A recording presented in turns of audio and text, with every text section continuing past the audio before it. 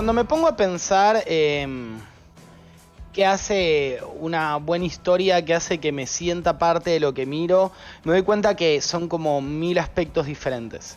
Y que, o sea, me doy cuenta que muchas veces estos aspectos son como también combinación de varios mini como aspectitos, y que todo esto sirve para crear un nuevo elemento. O sea, que cada cosa que yo creo encontrar que me gusta dentro de una serie termina siendo que está compuesta como por 1000 cositas diferentes. Y lo estoy explicando mal. O sea, vamos a los bifes. Hay 1000 cosas importantes para una serie, ¿eh? Vale.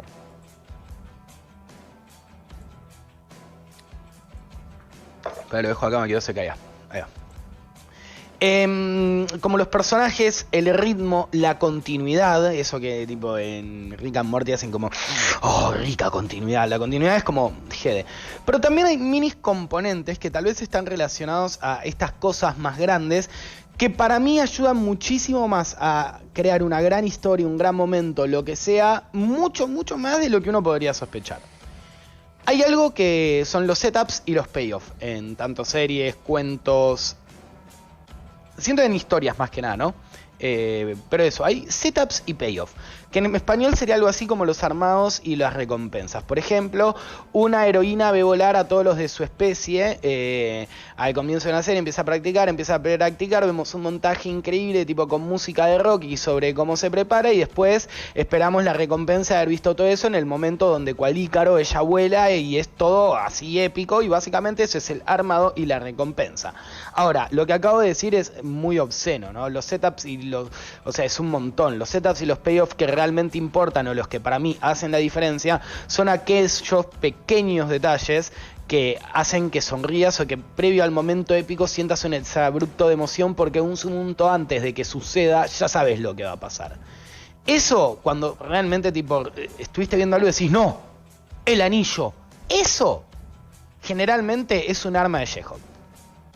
Anton Chekhov es el maestro de las historias cortas y dio el siguiente consejo: si no es esencial, no lo incluyas. Luego está en tipo en un libro que se llama Memories en 1911, Chekhov desde 1800, o sea, terrible Kia hace 1500 años tirando una posta muy grande a la hora de escribir historias, sobre todo historias cortas. Si no es esencial, no lo incluyas. Otra cita de Chekhov es: si en el primer acto decís que hay un rifle colgado en la pared, en el segundo o tercero va a tener que dispararse. Si no va a ser utilizado, no debería estar colgando ahí.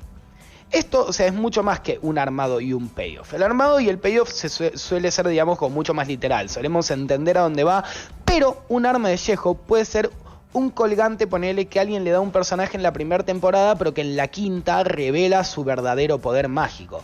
Un detalle que, una vez revelado ante nosotros, nos hace ir atrás a buscar, incluso si en la película fuimos viendo tipo, mirá si el anillo en ese momento estaba activo o no.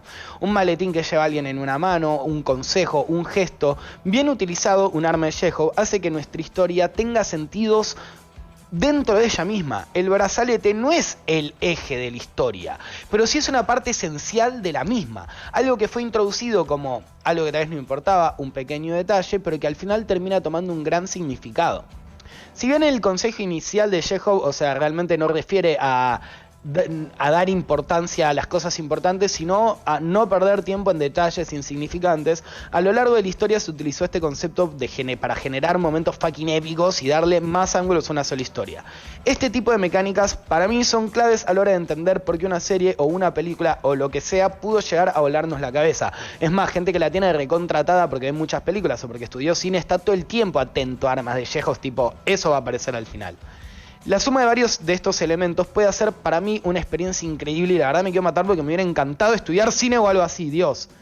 En Community hay un capítulo muy, muy conocido, que le intento hacer corta, donde a partir de tirar un dado en el aire se crean como diferentes líneas temporales, porque cada cara del dado hace que pasen distintas cosas, donde en cada una un personaje diferente se va de la escena, y podemos ver qué hubiera pasado si esa persona se hubiera ido de la escena, y como que todas terminen en distintos lugares repitiendo ciertos puntos, pero que terminan desenvolviéndose de diferentes maneras.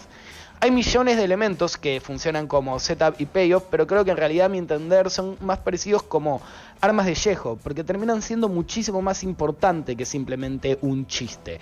La más literal, por ejemplo, es que en una de las primeras timelines se ve un arma y en la siguiente, tipo, más adelante se dispara. En una vemos que un personaje resalta que todos están tipo haciéndose ojitos y en una timeline, tipo, dos de esos personajes se besan. Y así mil ejemplos. Son cosas que nos permiten entender a los personajes mucho más que simplemente un payoff y otra cosa. Este capítulo de Community es una fiesta, es storyline hecho a la perfección y plantea la idea de que no es sobre los personajes en sí, sino qué dejas que ellos hagan o no. Y para mí todo esto es muy clave, y siempre que tengas armas de Yeho para plantear tipo cosas que después puedes llegar a... ¡Uy!